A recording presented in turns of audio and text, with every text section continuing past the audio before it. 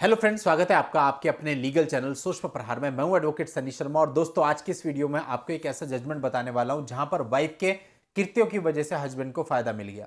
देखिए, कई बार होता है कि हम लोगों का एटीट्यूड सही नहीं होता है और कई बार लड़ाई झगड़ों में इतना ज्यादा हो जाता है कि हम एक दूसरे का अपमान करने में किसी भी हद तक चले जाते हैं और कोई भी कमी नहीं छोड़ते हैं। लेकिन कई बार ऐसा करना भारी भी पड़ जाता है। यहां पर एक मामले में पत्नी ने कुछ ऐसा ही किया जिसका फायदा पति को मिला। तो दोस्तों आज की इस वीडियो में इस मामले के पूरे तथ्य को जानेंगे और पति को क्या फायदा मिला, पत्नी ने क्या कृत्य किए, सब चीजें जानेंगे ताकि आप अपने अपने मामलों में इस आधार पर अपनी भूमिका तय कर सकें। और दोस्तों आपने अभी तक भी चैनल को सब्सक्राइब नहीं किया है तो फटाफट चैनल को सब्सक्राइब करके नोटिफिकेशन बेल पर क्लिक कर लें, क्योंकि हमारी कोशिश होती है कि हर रोज इस प्रकार के इंपॉर्टेंट वीडियो आप लोगों के लिए लेकर के आते रहें। आपके सब्सक्राइब करने से हमारा मनोबल बढ़ता है और जिस वजह से हम ये वीडियोज निरंतर ला पाते हैं। अब दोस्तों आमतौर पर आज के लाइफ में क्या हो गया, पत्नियां जो है उनको भी न्यूक्लियर फैमिली पसंद है। यानी वो चाहती हैं कि उनका पति बस उनका रहे, यानी ये बाकी किसी से कोई मतलब ना रखे, अपने माँ बाप से मतलब ना रखे। इवन ये भी चाहती है कई बार तो कि माँ बाप से अलग होकर के रहे, और अलग होकर के रहने लगता है तो चाहते हैं कि उनसे मिलने भी ना जाए, उनसे फोन पर भी बात ना करे।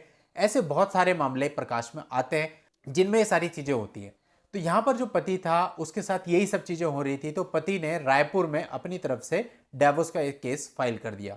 अब डिवोर्स के इस केस में उसने बताया कि जो उसकी पत्नी है वो उसके साथ अब्यूज करती है, उसको अपने पेरेंट्स से और बाकी के रिलेटिव से मिलने से मना करती है, मिलने से रोकती है। अब जब फैमिली कोर्ट ने पूरे मामले के तथ्य और परिस्थितियों को देखा तो पति की बात को सही माना और पति के फेवर में डिवोर्स की डिग्री ग्रांट कर दी। अब जो पत्नी थी वो इसके खिलाफ माननीय हाई कोर्ट में आई और जो उसके वकील साहब थे पत्नी के, उन्होंने अपनी तरफ से दलील प्रस्तुत करी कि फैमिली कोर्ट ने निर्णय लेते हुए ये नहीं देखा कि पति के द्वारा भी पत्नी के साथ क्रूरता की गई है, और यह भी बताया कि पति ने डिवोर्स पाने के लिए अपनी तरफ से झूठे साक्ष्य प्रस्तुत किए हैं। फिर पति की तरफ से जो काउंसिल थे उन्होंने कोर्ट को बताया कि भाई जो पत्नी है वो हरदम उसका अपमान करती थी, उसके साथ अब्यूज करती थी और उस पर एक्स्ट्रा मैरिटल अफेयर का झूठा आरोप भी लगाती थी और इससे उसको बदनाम भी करती थी। और यहां तक कि जो उसकी पत्नी है उसने सीएम साहब को भी एक लेटर लिख दिया कि इसका तो ट्रांसफर कर दिया जाए, और उस लेटर के अंतर्गत भी उसने उसके एक्स्ट्रा मैरिटल अफेयर होने का इल्जाम उस पर लगाया, जो कि पूरे तरह से झूठ है। अब जब दोस्तों कोर्ट ने पूरे मामले को देखा, सारे तथ्य और परिस्थितियों को देखा, तो जो पति की तरफ की दलीलें थी उनको सही पाया।